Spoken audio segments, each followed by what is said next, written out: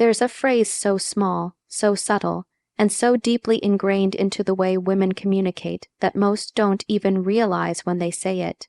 It slips out in meetings, in emails, during conversations with colleagues, friends, even strangers. That phrase is "I'm sorry." Now let's be clear. There is nothing wrong with taking responsibility when you have done something wrong. In fact, one of the most powerful things a person can do is own a mistake. That takes character. It shows emotional intelligence, humility, and self-awareness. But what I'm talking about here isn't the kind of apology that's rooted in accountability. I'm talking about the unnecessary, reflexive, habitual apologies, the ones that are used not to repair something that went wrong, but to simply make oneself smaller. You'll hear it constantly. "Sorry, can I just say something? Sorry, I didn't mean to interrupt. Sorry, I just have a quick question. Sorry, but I disagree." That kind of sorry isn't strength. That kind of sorry is submission. It's preemptive guilt for simply taking up space, and that has consequences. You might think it's just polite, that it's harmless, that it makes you sound accommodating or easy to work with. But language is never neutral. Language teaches people how to treat you. If you constantly lead with an apology, you're not just telling the world you've done something wrong. You're telling them you believe you're an inconvenience. You're signaling that your thoughts are less valuable, that your voice is a disruption, that your presence requires permission. Over time, this language chips away at your authority. You start to sound uncertain, even when you're not. You sound hesitant, even when you know exactly what you want to say. And the problem is, the more you do it, the more your confidence erodes. The more you tell yourself you're in the way, the more you start to believe it. This is especially true in high-stakes environments, boardrooms, negotiations, interviews, or any room where respect is earned through presence and poise. I've worked in rooms where seconds matter, where lives are on the line, and where your words must match your level of responsibility. There is no space there for apologizing when you haven't done anything wrong. And yet, even in those elite spaces, I've watched brilliant, qualified women shrink themselves with just 2 words, "I'm sorry." But here's the truth. You don't need to apologize for existing. You don't need to apologize for speaking up. You don't need to apologize for asking a question, contributing a thought, taking initiative, setting a boundary, or having a perspective. None of that requires regret. It requires ownership. This isn't about being rude. This isn't about swinging to the other extreme and refusing to ever admit fault. That's arrogance, and it's just as dangerous. What this is about is discernment, knowing when "I'm sorry" is appropriate and when it's an unconscious habit that's sabotaging your credibility. So how do you start changing this? Awareness is the first step. Start noticing when the words come up. Pay attention to your texts, your emails, the way you open a message. Do you write "sorry for the delay" when you're only an hour late responding? Try instead, "thank you for your patience." It shifts the focus away from guilt and toward gratitude. In conversation, if you feel the urge to say "sorry, can I ask something?" replace it with, "Can I ask you something?" That simple change removes unnecessary apology and makes you sound confident and clear without being aggressive. Practice in low stakes settings first, talking to a friend, writing a message to a colleague, and then gradually bring it into more professional or high-pressure spaces. The more you do this, the more your language begins to align with your self-worth, and people will feel that shift. They may not consciously realize it, but they will respond to you differently. They'll pause when you speak. They'll listen more attentively. They'll stop interrupting. And that's because you're no longer making yourself small. There's another layer to this, too. When you model this kind of confident, unapologetic presence, you give other women permission to do the same. You normalize strength. You teach others, especially young women watching you, that power and politeness are not mutually exclusive, that we can be respectful without being submissive, that we can be kind without diluting our voices. So next time you feel the words "I'm sorry" about to fall from your lips, stop and ask, Did I actually do something wrong here?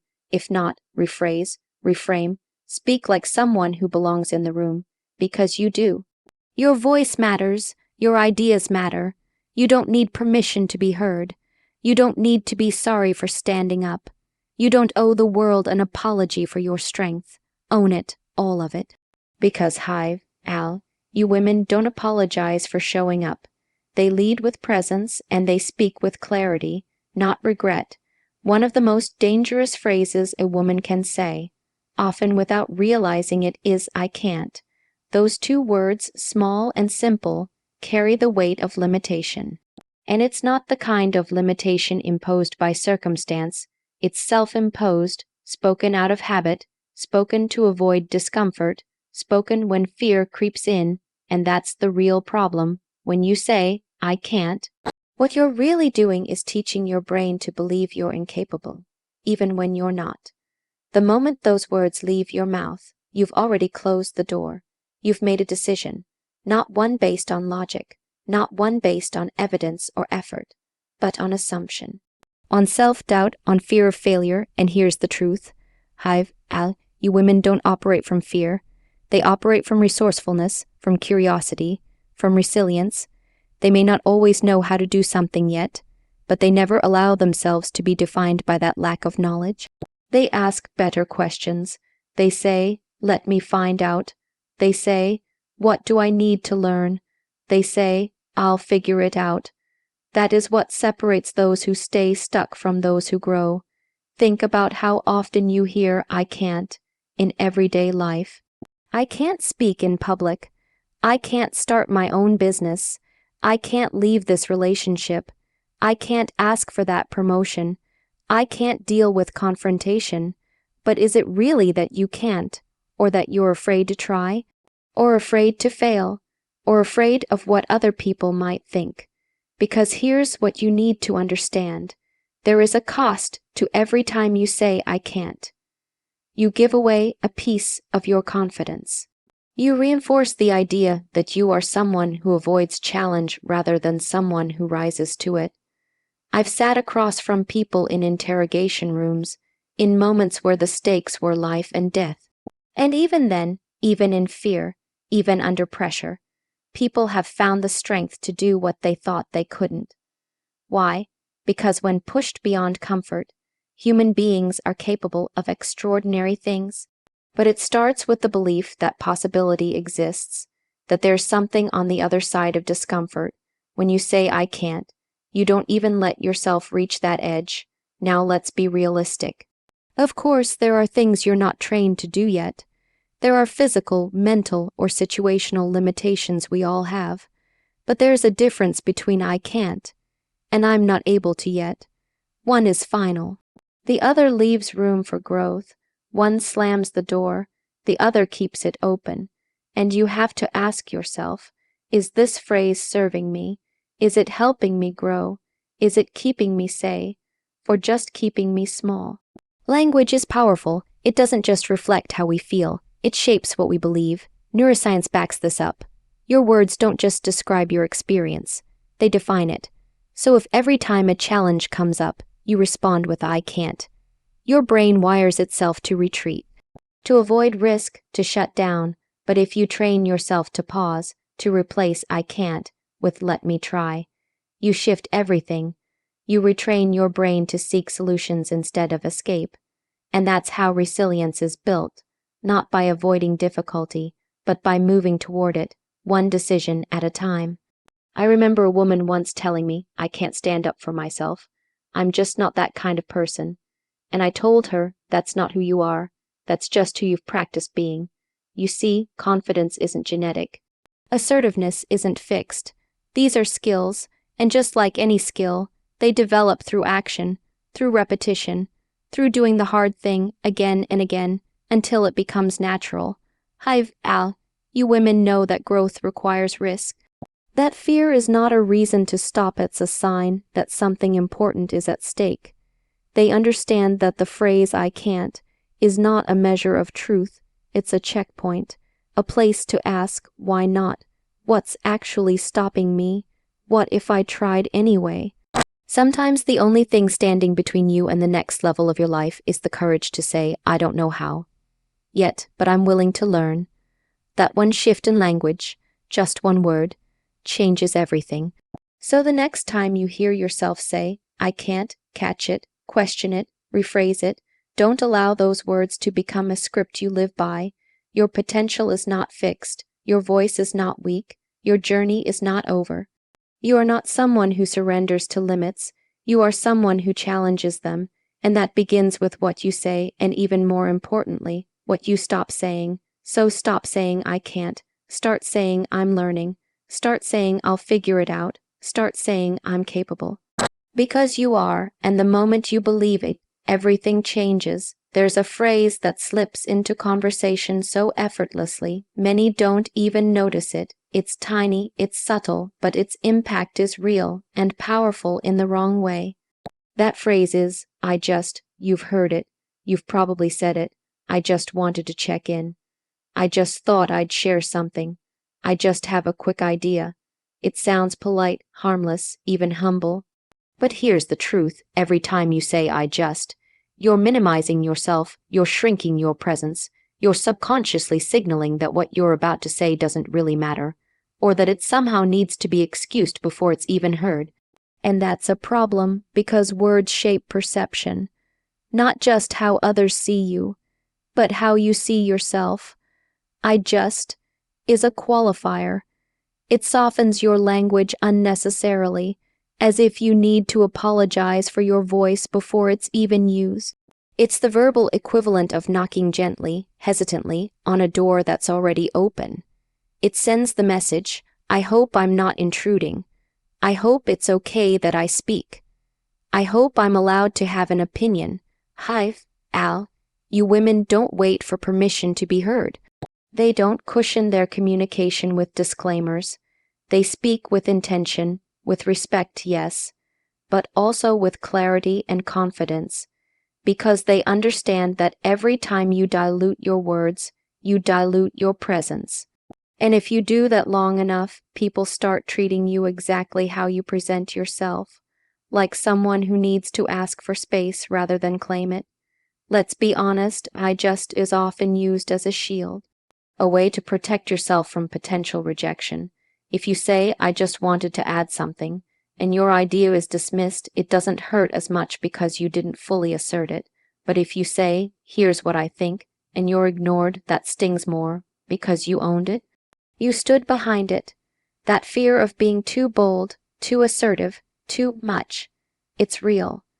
Society has conditioned many women to believe that being direct equals being aggressive, that being clear equals being cold. And so, to soften the blow of their own voices, they use I just. It's a linguistic cushion, a way to be heard without taking up too much space. But here's the thing, hi, Al, you women understand that their words matter. They don't pad them, they don't water them down. They know that speaking up is not aggression. It's leadership, it's clarity, and clarity is respectful. In fact, it's one of the highest forms of respect, because it shows you value both your message and the person receiving it enough not to play small or vague. When you remove I just from your vocabulary, what's left is strength. You go from I just think we should consider to I believe we should consider. That's a different energy, that's ownership, that's influence. Think of it this way. Every conversation is an opportunity to teach people how to perceive you. If your language is tentative, people will assume your thinking is too. But when your words are strong and direct, people start to trust your presence. They listen more closely. They engage more seriously. Because your confidence tells them that your voice is worth hearing. And don't misunderstand, confidence doesn't mean talking louder or dominating a room. It means eliminating unnecessary qualifiers from your speech. It means trusting that your ideas are valid without needing to wrap them in softness to be accepted. This shift starts in small moments. You send an email. Do you write, I just wanted to follow up? Change it to, following up on this. Not rude. Not pushy, just clear. You join a meeting. Do you say, I just want to quickly say? Instead try, here's what I'd like to add. It feels uncomfortable at first. That's natural. You're breaking a pattern you've likely used for years. But discomfort is the cost of growth, and this growth is worth it. Because once you start speaking without minimizing yourself, everything changes. People treat you differently. They respond with more attention, more respect, more accountability. And you begin to feel that difference inside, too. You start believing deeply that your voice deserves to be heard, not after apologizing for it, not after softening it, but as it is. You don't need to justify your contributions. You don't need to downplay your opinions. You don't need to say "I just" as a way to tiptoe into a conversation. You belong in that conversation. You belong in that room. You belong in that space. Your voice is not a disruption. It is not an inconvenience. It's an instrument of leadership, of influence, of change. So take "I just" out of your sentences. Take hesitation out of your communication. Stop knocking on open doors. Walk in. Speak clearly, stand tall, because you women don't whisper their worth. They speak it, and they do so with conviction. The way you speak tells the world who you are. It tells people how to treat you, how to respond to you, and how seriously to take you. And even more importantly, it tells you who you are. Every time you open your mouth, you're not just communicating information. You're reinforcing your identity. That's how powerful language is. Words are not fillers. They're not just sound, they are signals, signals to others and to yourself. When you speak from a place of strength, people respond with attention and respect. When you speak from a place of self-doubt, people may not consciously know what's wrong, but they'll feel the hesitation. And that feeling will shape how they see you. This is why you women are intentional with their words. They don't leave their language to chance. They don't water down their opinions with apologies. They don't pad their sentences with disclaimers. They communicate with clarity, directness, and purpose, not because they're trying to impress anyone, but because they respect themselves, and that respect comes through in how they speak. Here's something I've learned over and over again. People will always mirror your energy. If you speak like you're unsure of yourself, they will second-guess you. If you speak like you're beneath them, they'll treat you that way. But if you speak with confidence and presence, they will rise to meet that. They will listen more carefully. They will take your words more seriously, not because you demanded it, but because your language earned it. And that doesn't mean being aggressive or loud. It's not about volume, it's about intention. You don't need to shout to be powerful, but you do need to speak with conviction. When you say something, mean it. When you have an idea, don't present it like a maybe. Say it like someone who has thought it through, someone who trusts herself. The truth is, your language creates a feedback loop. If you constantly say things like "I'm sorry, but," or "I could be wrong, but," or "I just think maybe," you are teaching your own brain that your ideas are fragile, that your voice needs permission, that your presence needs justification. And over time, that becomes part of how you see yourself. It becomes part of your identity. That's the danger of careless language. It doesn't just weaken how others see you. It weakens how you see you, but the opposite is also true. If you begin to speak with more precision, more confidence, more authority, even in small ways, you start to reshape your self-image. You start to feel stronger. You begin to see yourself as someone who commands attention, who deserves to be heard, who leads rather than follows, because you women know that confidence is not a feeling, it's a practice. It's a habit. It's something you build over time by speaking like someone who respects herself. You don't wait until you feel confident to change how you speak. You change how you speak, and the confidence follows. Language is a tool, a weapon, a shield. It can be your greatest strength or your biggest weakness, and you choose every day how to use it. When you walk into a room, your body language says something. But your words, they say everything. They tell people whether you're someone to listen to or someone to overlook, and it's not about being perfect. It's about being intentional, speaking with clarity, not clutter, speaking with belief, not apology, speaking as if your voice carries weight. Because it does, you have to ask yourself, what does my language say about me? Does it say I'm unsure or that I'm clear? Does it say I'm second, guessing myself or that I've thought this through? Does it say I belong here or that I'm hoping someone lets me stay? When you start to listen to your own words with that level of awareness, you'll hear the truth. And when you hear the truth, you can change it. You can strip out the weakness. You can remove the hesitation.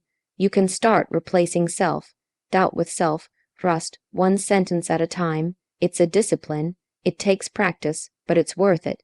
Because once your language reflects the woman you want to be, you begin to become her. You begin to embody that identity, and others will see it, they'll feel it, they'll respond to it. So take control of your language, cut out the unnecessary apologies, eliminate the justs, and I thinks, and maybes, and stop padding your truth with fear. Say what you mean. Speak like someone who knows who she is and what she stands for. Because when your language reflects self-respect, the world learns to treat you with respect. And you learn to see yourself not as someone who needs to be accepted, but as someone who already belongs.